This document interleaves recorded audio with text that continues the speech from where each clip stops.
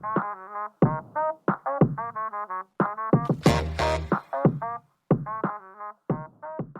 сайн байцгаана уу бүгдэнд нь энэ дугаарыг сонсож байгаа өдрийн мэнд хүргэе. За Visualogy podcast-ийн маань нээлттэй дугаар хүрэхэд бол инхүү бэлэн болоод байна.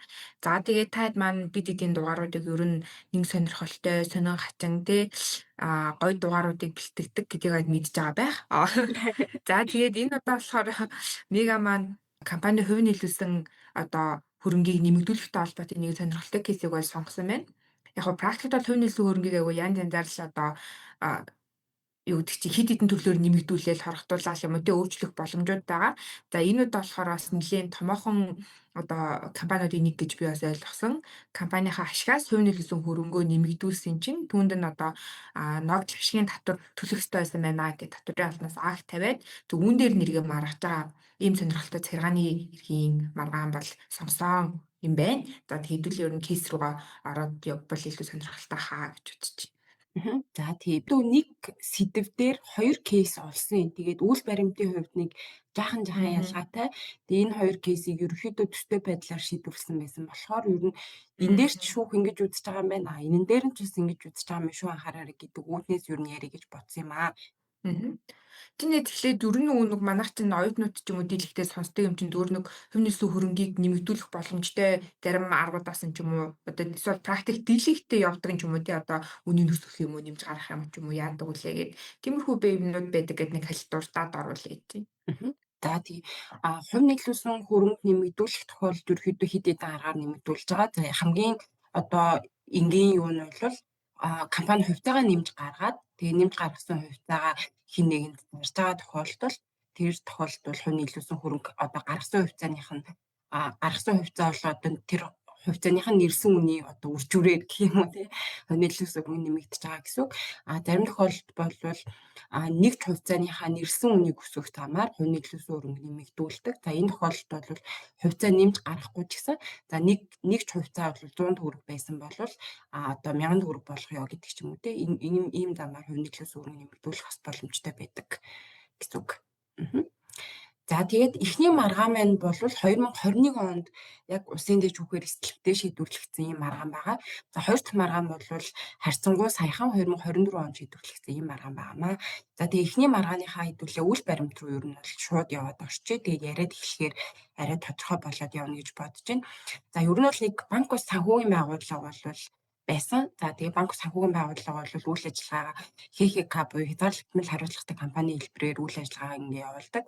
За тэгээд цаашдаа бол банк ус гэд одоо дурдаад явчих. За банк ус бол нэг хувьцаа эзэмшигчтэй. За тэгээд нэг бүр нь бол 4 сая төгрөгийн нэрлсэн үнэтэй 200 ширхэг хувьцаатай буюу нийтдээ энэ хоёрыг үржүүлэхээр 800 сая төгрөгийн хувь нөлөөсөн хөрөнгөтэй ийм ер нь бол нэг компани байсан байна. За тэгсэн чинь 2016 онд бол үйл ажиллагаанаас нэг 120 сая төгрөг одоо ашиг болж хуримтлагдсан. За тэгэхээр энэ 120 сая төгрөгийг яах вэ гэд ингээд бодож жоод 2017 онд хувьцаа эзэмшигч нь бол хувьцаа эзэмшигчийн шийдвэрээр нэг юм хоёр арга замаар хувь нөлөөсөн хөрөнгөө нэмэгдүүлж байгаа. За эхнийх нь бол энэ 2016 онд хуримтлагдсан ашиг 120 сая төгрөг. За нэмэх нь бол за би өөрөөсөө 80 сая төгрөг нэмээд ингээ 200 сая төгрөгөөр хувь нөлөөсөн хөрөнгөө нэмэгдүүлъя гэд ингээд ийм шийдвэр гаргаж байгаа. За ингэхдээ яасан бэ гэд тэгэхээр 4 сая төгрөгийн нэрсэн үн бүхий 50 ширхэг хувьцаа нэмж гаргаад тэгээд тэр нэмж гаргасан хувьцаагаа мэдээж нэг хувьцаа эзэмшигч нэмж өөрөө аваад за тэгээд банк усынхаа хувь нөлөөсөн хөрөнгийг 1 тэрбум болгож нэмэгдүүлсэн байна. За тэнгууд цаана бол санхүүгийн баримт хүчтэй юу болсон бэ гэд тэгэхээр өөрөөсөө гаргаж байгаа 80 сая төгрөгөө бол компани руугаа бол ингээд төлцөө. За нөгөө 120 сая төгрөг нь болохоор компани ашиг байсныг болохоор шууд одоо хувь нөлөөсөн хөрөнгө рүүгээ бичлэл хийсэн гэсэн үг. За тэгсэн чинь хожим бол 2021 онд татврын улсын байцаагчийн хяналт шалгалт орсон. За ингэсэн чинь бол 120 сая төгрөгийн ногдол ашигаас бол хувь хүний орлогын албан татвар суудхан төлөөгүй байна гэж одоо энэ банк ус дээр акт тавьж байгаа. За ингээд 10% татвар буюу 12 сая төгрөгийн татварыг суудхан төлөх ёстой байсан байна. За тэгээд торгуул албан гэдэг бол нийтдээ 4 сая гаруй төгрөг. За ингээд 16 сая гаруй төгрөгийн ийм нөхөн одоо ногдуулалтын акт бол тавьсан. За тэгээд ингэхдээ юу гэж хэлдэг вэ гэд тэгэхээр 12 сая төгрөгийг бол тий шууд хувьцаа эзэмшигчэд олгоод олгосон тийм ногдол ашигын гүйцэтгэх ч юм уу ийм юм хийгээгүй боловч эргээд эн чинь хувьцаа эзэмшигч нь өөрийнхөө одоо өөрөө хувьцаа нэмж гаргангуудаа тэрийг эзэмшээд тэрнийхээ төлбөрт ингээ шилжүүлсэн байна гэдг нь ногдол ашигын шинжтэй байна гэж ингэж үздэгээ. За тэгээд энэ маргааны хувьд бол нэхэмжлэгч нь банк ус маань байгаа. За хариуцагч нь бол акц тавьсан татврын улсын байцаагчд холбогдуулаад нэхэмжлэлийн шаардлага нь болохоор татврын нөхөн ногдуулалтын актыг бүхэлдэн хүчингү орлогоо энэ 16 сая төгрөгийг бол төлөхгүй гэж ингэж маргадаг. За ингэхдээ банк ус юу гэдэг вэ гэд тэгэхээр банк ус бол нэг зүйлийг л яг юм нотлохыг зорьсон юм шиг харагддаг. Ер нь тайлбаруудыг харахаар ингэхдээ бол хувьтай бол хөрөнгө биш юм байна гэдгийг л нотлохыг зорьсон юм шиг харагдсан. За яагаад ингэж байгаа вэ гэд тэгэхээр хувь хүний орлогын албан татврын тухай хуулиар бол юу гэдэг вэ гэд тэгэхээр нөгөө орлогуудыг ингээд хэд хэдэн категорид хуваачдаг тий. За одоо нөгөө цалин хүйс болон тэдгээртэй адилдах орлого, за хөрөнгөний орлого гэдэг ч юм уу тий. Тэгээ ажлын үйлчилгээний ч гэдэм үү тий. Тийм. За тэр ангиллуудын хөрөнгөний орлого гэдэгт нь бол энэ ногдол ашигын орлого хамаардаг. За тэгээ хөрөнгөний орлогод нь бол 10% дотор ногддог. За тэгэхээр банк ус бол юу гэж хэлээд байдаг вэ гэд тэгэхээр энд бол ямар нэгэн тэр хувьцаа эзэмшигч хувь хүн бол ингээд хөрөнгөний орлого олоод ирсэн байхгүй гэдгийг нотлохыг зорддог. За ингэхдээ юу гэж хэлдэг вэ гэд тэгэхээр хувьцаа эзэмшигчийн эзэмшилт бол тэ ямар ч юм хөрөнгө шилжүүлсэн процесс компаниас яваагүй. Энд чинь компани хувьцаа эзэмшигч хоёрын хооронд одоо хөрөнгө ч юм уу мөнгө ч юм уу шилжүүлсэн процесс явж иж бид нар бол судхан төлөгчийн үүрэг хүлээнэ гэж ингэж хэлж байгаа. За энэ тохиолдолд яасан бэ гэд тэгэхээр хувьцаа эзэмшигчийг эзэмшиж байгаа хувьцааны тоо өссөн гэдэг ч байгаа. За тэнгууд хувьцааны тоо өссөн тэгэхээр хувьцаа гэдэг бол компани тухай хуулийн 32-ийн 1-т зааснаар нөгөө санал өгөх тий ногдол ашиг авах өнтер гэдэг ийм эрхийг гэрчлэнэ гэдэг ийм заалт байдаг. Тэгээ үүнээс үзэх юм бол энэ хувьцаа чинь хөрөнгө биш эрх юм байна гэдэг ингэ хэлдэг байхгүй юу. За тэгээд хөрөнгө биш тий хөрөнгө биш эрх учраас энэ чинь хувийн орлогын албан татврын тухай хуулийн тэр хөрөнгөний татвар ногдуулна гэдэг тий суудгаж төлнө гэдэг агуулга руу ердөөсөө орохгүй болох юм аа гэж ингэж тайлбарлаж байгаа. За анхаашны одоо юу байсан? Ер нь анхан давах тэгээ хяналтын одоо шийдвэрүүд дээр нь болохоор яг нөгөө татврын улсын байцаагчийн үндэслэл энтриг бол ерөөхдөө дэлгэрэнгүй ердөөсөө дуртаагүй байсан учраас тэрийг нь орхиод явчих. За анхаашны шүүхийн шийдвэр бас шүүгцгийн мэнээс олдоогүй. За гэхдээ хэмжлэлийн шаардлагыг бол бүхэлд нь хэрэгсэхгүй болгосон буюу ногдол ашигын татвар авах байжээ гэдэг ийм дүгнэлт хийсэн. За тэгээд давзаалдагчдын шүүхийн магадлалт бол мөн хэмжлэлийн шаардлагыг бүхэлд нь хэрэгсэхгүй болгосон. За ингэхдээ бол ямар хуулийн заалтуудыг үндэслэл болгодог вэ гэд тэгэхээр за энд дурдж байгаа нөгөө энэ маргаан маань 2000 одоо юу гэдэг 16 7 оны үед болсон хэрэг дээр нөгөө одоо хожим нь ажиллаж байгаа учраас тухайн үед хүчин төгөлдөр үйлчилжсэн ер нь татврын багц зүйлийг ашиглаж байгаа. Тэр хуулиуд маань бол 2006 оны буюу өмнөх одоо татврын багц зүйлүүд байгаа. За гэхдээ одоо зүйл залтын хувьд зөрж магадгүй гэсэн үг. Одоогийн ер нь татврын хуулиуд дээр энэ агуулгууд бол бүгдээрээ байгаа гэсэн үг. За тэгэхээр 2006 оны аж ахуйн нэгж орлогын албан татвар дээр болохоор одоо дараах одоо орлогод бол албан татвар ногдно. Энэ дотор ногдол ашигын орлого гэж байгаа. За тэгээд татвар төлөгч бол дараах үүргийг хүлээнэ гэж 18-ийн 1-нд заагаад за 18-ийн 1-ийн 1-нд болохоор татвар ногдох зүйл татврын үнэ зөв тодорхойлж одоо тогтоосон хугацаанд нь төлөх гэдэг ийм заалт байгаа. За тэгээд 18-ийн 1-ийн 6-ад нь болохоор бусдад олгох хөдөлмөрийн хөрс за мөн шилжүүлсэн орлогод ногдох татварыг үнэн зөв суудхан тооцоод тогтоосон хугацаанд төсөв төлнө гэж ийм бол ингээд заалтууд байна. За тэгээд ногдол ашигын одоо орлогоос бол татвар суудхан төлөх ёстой байсан байна гэж ингэж хэлдэг. За тэгээд хууль зааснаар бол тийм ногдол ашигын орлогод албан татвар ногдохоор байх бөгөөд за уг хуримтлагдсан ашгаараа одоо ашгаа хувьцаагаар олгож байгаа тохиолдолд бол энэ ногдол ашигын хэлбэрээр хувьцаа эзэмшигч шилжүүлэхдээ судгал хийгээгүй байна гэж ингэж үздэг. За ер нь давзаалдах шатны шүүхийн магадлал бол яг илүү юм аж ахуйн нэгж орлогын албан татврын судган төлөвтэй холбоотой заалтуудыг ишлээд ерөөхдөө хууль бус үйлдэл гаргасан байна гэдэг ийм дүгнэлтийг хийсэн байсан. За харин хяналтын шатны шүүхийн одоо тогтоол дээр асуудлууд илүү тодорхой болж гарч ирсэн гэх юм уу. Тэгэхээр тийш хийдвэл илүү төвлөрье. За хяналтын шатны шүүх болохоор нэхэмжлэлийг хүлээж авангуудаа нэхэмжлийн шаардлагын зарим хэсгийг хангасан. За ингэхдээ болвол өмнө нөгөө дурдсанчлан 16 сая төгрөгийг орчмын нөгөө татврын нөхөн ногдуулалтын акт тавьсан тэр түүн дээр маргаж байгаа шүү дээ. За тэгвэл эндээс нь торгуул болох 3,600,000 төгрөгийг нь хассан. За харин нөгөө 10%-ийн татвар суудхан төлөх ёстой байсан дүн буюу 12 сая төгрөг. За мөн алтангийн дүнгуудыг нь бол хэвээр нь үлдээгээд энийг төлөх ёстой байна. Харин торгуул 3,600,000 бол төлөх шаардлагагүй байна гэж ингэж юу нь бол дүнсэн гэсэн үг.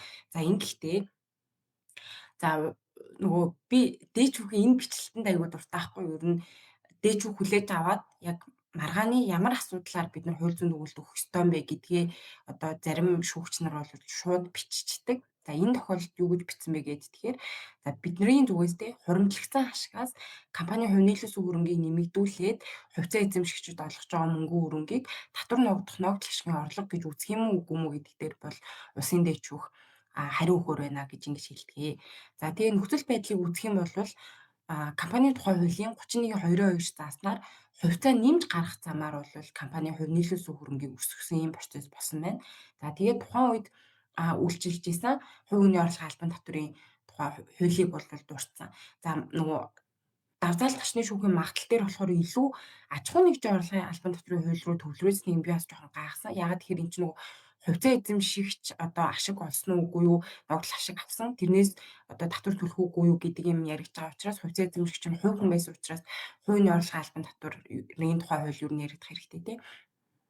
За тэгээд энэ дээр болохоор нөгөө мөн дурдсанчлан одоогийн хуулийн заалтууд нь өөрчлөгдсөн боловч агуулга нь бол ер нь өөрчлөгдөөгүй гэсэн үг. Тэгэхээр тэрнгээр нь дуртаад явчих. За ингэхдээ болвол суудагч гэдэг энэ агуулга нь бол юу гэж байгаа вэ гэд. Тэгэхээр албан татвар төлөгчийн орлогод хууль заасны дагуу татврыг ногдуулад суудгаад за тэр суудгахын төсөнд дүнгээ болвол төсөвт шилжүүлэх юм үүрэгтэй этгээдийг бол суудагч гэж ойлгохоор заасан. За тэгээд хувийн орлогын албан татврын тухай хуулийн 8.1 зааснаар болвол албан татвар төлөгчийн хөрөнгөний орлогод албан татвар ногдуулахаар заасан. За тэгээд хөрөнгөний орлого дотор нь бол ногдол ашигын орлого хамаард юм байна. За тэгээд ногдол ашигын орлого гэдгийг бол 10 хувийн орлогын албан татврын тухай хуулийн 13-ийн 4-т хувь нийтлүүлсэн хуулийн этгээдээс ашиг хуваах. За хувь хүстэй хэлбэрээр авсан мөнгөн болон мөнгөн бус орлого түүний хүү хамаарна гэж ингэж заасан юм байна. За тэгэхээр нэхэмжлэгч банк бүсийн хувьцаа эзэмшигчийн шийдвэрээр болвол хуримтлагдсан 120 сая төгрөгийн ашгаар хувь нийлүүлсэн хөрөнгийг нэмэгдүүлэхээс өмнө бол тий санхүүгийн хувьд аваад үзэх юм бол тэр мөнгөн хөрөнгө бол компани өөрийн хөрөнгөд хамаарч исэн ашиг учраас тий. За тэгвэл дараад нь болохоор нөгөө хувь нийлүүлсэн хөрөнгийг нэмэгдүүлсэний дараа болохоор компани хувь нийлүүлсэн хөрөнгөд хамаарахаар болж байгаа. За өөрөөр хэлэх юм бол нөгөө 120 компани юу нь болохоор өөрийн хөрөнгө нь болохоор 120 сая төгрөгөөр буурсан. Харин энэ 120 сая төгрөгөөр бол хувь нийлүүлсэн хөрөнгийн хэмжээ нэмэгдсэн ийм өөрчлөлт ингэж харагдаж байгаа. За тэгвэл жишээлх юм бол компани өөрийн хөрөнгө гэдэг бол тий энийг ер нь бол энэ мөнгө чинь хэний өмж байна, ямар зориултаар хэн захиран зарцуулах хэрэгтэй байна гэдг нь өөрчлөгдсөн юм өөрчлөлт явагдсан байна. Тэгэхээр энэ бол компани өөрийн хөрөнгөд байснаа одоо бол хувьцаа эзэмшигчийн зүгээс компанид оруулсан шүү гэдгийг нотолж байгаа хувь нийлүүлсэн хөрөнгө гэдэг дээр ингэж бүтгэгдсэн байна гэдг нь болвол мөнгөн хэлбэрээр ногдол ашиг хүрсэн гэж шууд ойлгохоор байна гэж ингэж тайлбарлаж байгаа. За тэгээд иймээс болвол хувийн орлогын албан татврын тухай хуулийн дагуу банк ус бол хувьцаа эзэмшигчийнхээ ногдол ашигын орлогод албан татвар суудгаж төлөх ёстой байсан байна гэж ингэж хэлж байгаа. За харин торгуулийн тухайд бол энэ нөгөө 2008 оны татврын ерхий хуулийг энэ нөгөө ашиглаж байгаа. За тэгмүүд 2008 оны татврын ерхий хууль дээр юу гэж заасан байсан бэ гэхээр Датан 4-1-3-т зааснаар болвол татвар ногдох орлогоо нуусан татвар төлөгчид эрүүгийн хариуцлага хүлээх хэрэггүй болвол татварыг нөхөн төлүүлээд тэгээд нөхөн төлүүлэх татврын 30%-тай тэнцэх хэмжээний торгуул ногдуулна гэж байгаа. Энэ заалтын дагуу нөгөө 30%-ийн торгуулийг ногдуулсан юм байна л да 3,600,000 төгрөг. Гэтэл энэ заалт чинь болвол татвар ногдох орлогоо нуусан буруу танилцсан хэн бэ гэхээр татвар төлөгч. татвар төлөгчид ийм торгууль ногдуулна гэж заасан. Тэгээ энэ тохиолдол дээр харах юм бол банк ус чинь ердөөсөө татвар төлөгч биш тийм. Хувьцаа эзэмшигч яг үндэ татвар төлөөд байгаа. Энийг банк ус бол зүгээр дундаас нь нөгөө Суудхан суудгаж төлөх төлөвч тий. үүрэгтэй юм итгээд байгаа.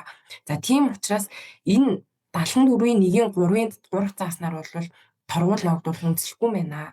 За тэгээд хуулийнхын бусад зүйл заалтыг нь харангуут юу байгаа вэ гэхээр тэгэхээр суудгагч бол одоо нөгөө суудгаж авсан татвараа буцааж төлнө гэдэг ийм заалт байсан юм билээ. Тэгэхээр тэрнийхээ дагуу энэ нь болохоор 29-ийн 1-ийн 5% хуулийн эннийхээ дагуу болохоор юу одоо суудгаж авсан тэр 12 сая төгрөгнийхөө л одоо татварыг буцааж төлнө. Тэрэндээ ногд халдангаа төлнө гэж ингэж дүгнэж байгаа гэсэн үг. За тэгэхээр Усын дэд шүүхээс бол ингэж шийдвэрлсэн. За энэ дээр болохоор нэг зүйл анхааруулга болгоод хэлэхэд за одоо бол татврын багц хууль нөгөө үүнээс хойш бол шинжлэгдсэн.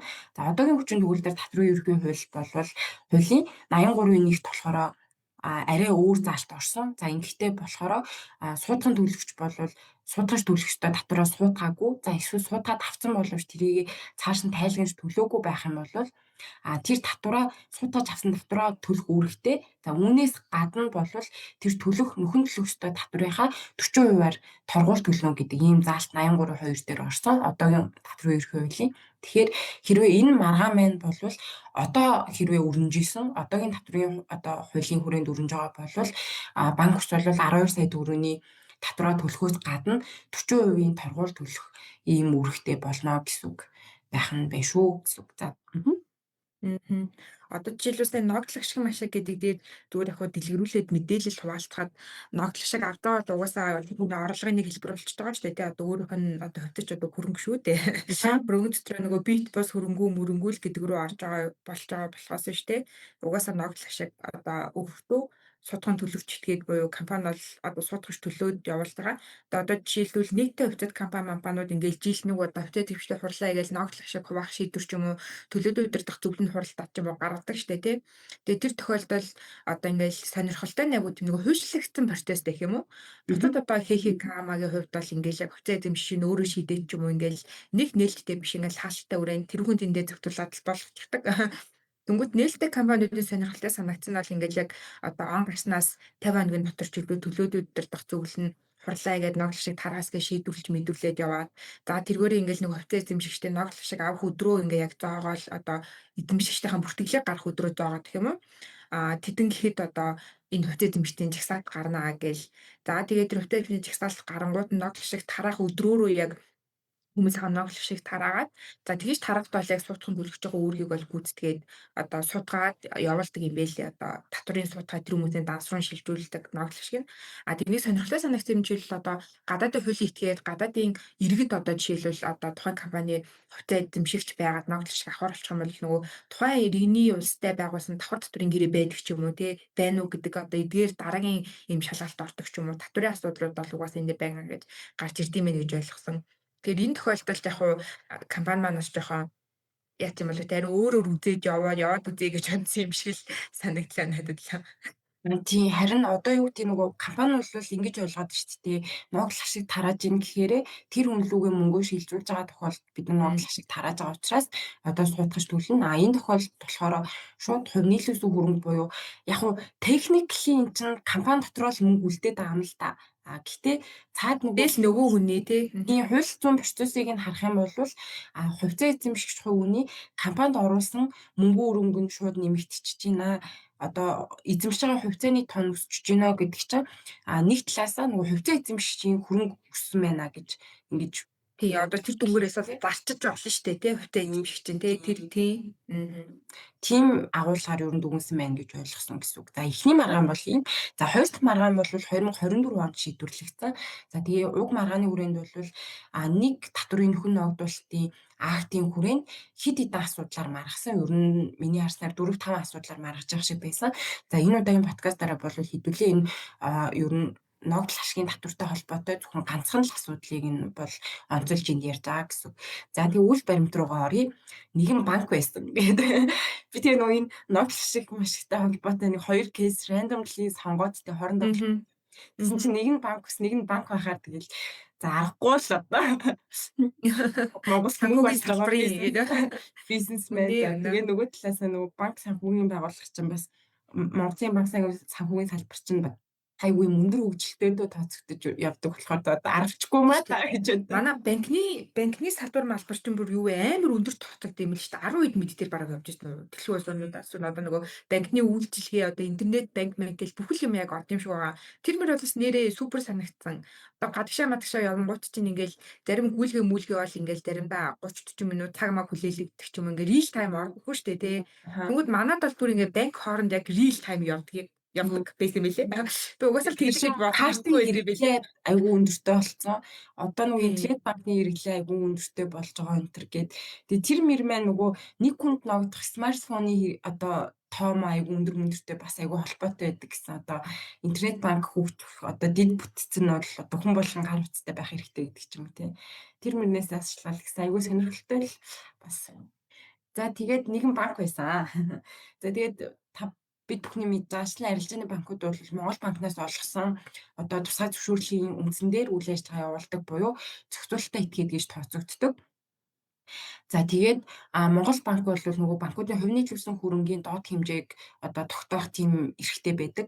За тэгээд үүнийхээ хүрээнд бол ерөөхдөө яг цаад контекст нь гэсэн үг шүү.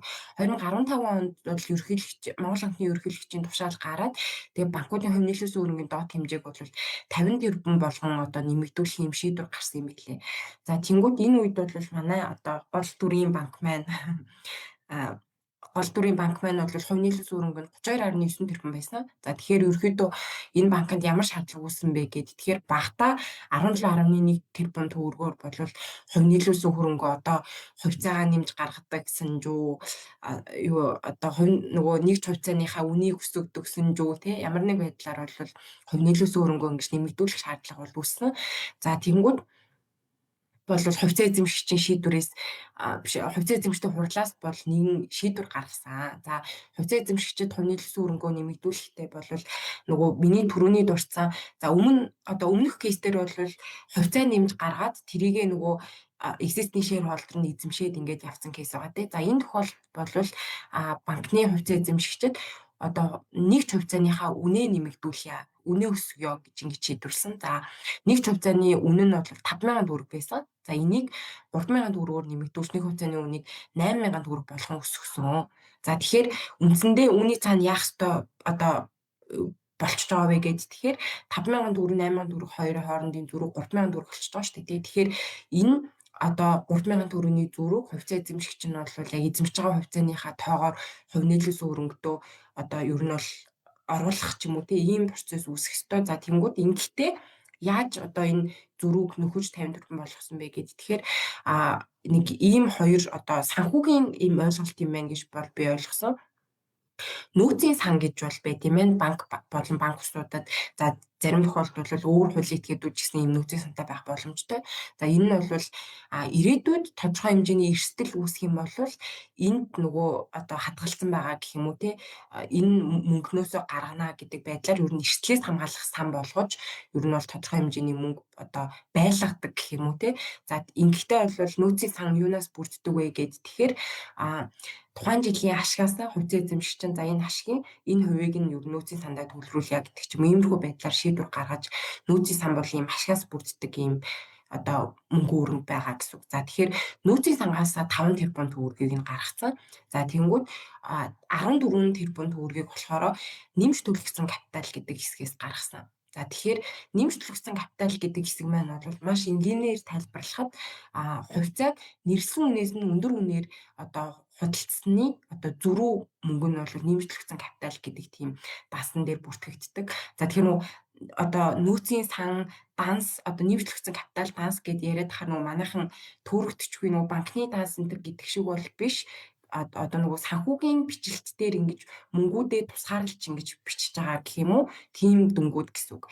За тэгэхээр нэмж төлөгдсөн капитал гэдэг бол хувьцаагаа нэрсэн үнээс нь өндөр үнээр одоо худалдсаны тийм зөрүүг ер нь бол энгийнээр ойлгодог. За тэгэхээр ерөөхдөө юу гэсэн үг вэ гэдэг тэгэхээр одоо банкны маань хувьцаа 5,000 төгрөг байсан тийм нэгж хувьцаа. За тэгэхээр хизээ нэгэн цагт болвол одоо хувьцаа эзэмшигчид нь 5,000-аас арай өндөр дүнгээр 6,000, 7,000 төгрөгөөр ч юм уу банкны хувьцааг худалдаж авсан. Одоо зах зээлийн нь үнд тиймээс учраас ч юм уу ямар нэг шалтгаанаар тий. Тэнгүүд энэ хоорондын дөрвөн нэмжлэгдсэн капитал гэдэг дансан дээр бол бүртгэгдээд одоо тэр дансанд мөнгө харагдчихсан гэсэн үг. За тэгэхээр ийм хоёр данснаас ерөөхдөө нөөцийн сангаасаа 5 тэрбум төгрөг, нэмжлэгдсэн капитал гэдэг одоо хэсгээсээ 14 тэрбум төгрөгийг ингээд одоо юуны хувь нийлүүлсэн хөрөнгө гэдэг хэсэг дээрээ нэмж бичээд тэгээд одоогийн хувьцаа эзэмшигчдээс бол ямар нэг байдлаар нэмж мөнгө татлахгүйгээр ийм үйл явдал болсон байгаа гэсэн үг. За тэгэнгүүтээ яасан бэ гэж тэгэхээр татврын улсын байцаагчийн хяналт шалгалт орсон хожим. За тэгээд татврын улсын байцаагч бол энэ асуудлаар хяналт шалгалт хийнгүүтээ за энэ нөөцийн сан болон юунаасаа нэмжлэгдсэн капиталаасаа хувь нийлүүлсэн хөрөнгө рүү ингээд бичил хийсэн байгаа нийт 17 тэрбум гаруй төгрөгийн зөрчил байна. За энэ нь бол ногдол ашигын татвар бол суудхан төлөх ёстой байсан байна гэд яг өмнөх агуулгаар за ингээд нөхөн татвар 2.7 тэрбум, торгуул алдан нийлээд 1.3 тэрбум буюу нийтдээ 4 тэрбум гаруй төгрөгийн бол төлбөр ногдуулсан байнамаа. За тэгээд энэ маргаан дээр бол нэхэмжлэгч банк хариуцагч бол татврын улсын байцаагт за гомдлын шаардлага бол 4 тэрбум гаруй төгрөгийн төлбөр ногдуулсан энэ актын одоо энэ хэсгийг бол бүхэлдэн олгуулах гэж байгаа. За банкны тайлбар бол юу гэж хэлдэг вэ гэж тэгэхээр энэ бол ердөөсөө хувь нийлүүлсэн хөрөнгийн хэмжээг нэмэгдүүлсэн юм үйл явдал болохоос ногдол ашиг хуваарлаагүй. За энэ бол нөгөө ногдол ашигыг жишээ нь бол бид нар хувьцаанд хөрвүүлсэн явдал ердөөсөө байхгүй тий. Одоо хувьцаа эзэмшигчдийн эзэмшиж байгаа хувьцааны тоош эрхийг нэмэгдсэн ийм явдал бол байхгүй. Ийм байгаа учраас нэрлсэн үнийг л одоо өслөө гэдэг ийм шалтгаанаар бол ногдол ашиг бол авахгүй. За тэгээд Ингэхдээ нөгөө нэг санхүү талаасаа ийм тайлбар хийдэг юм байлээ.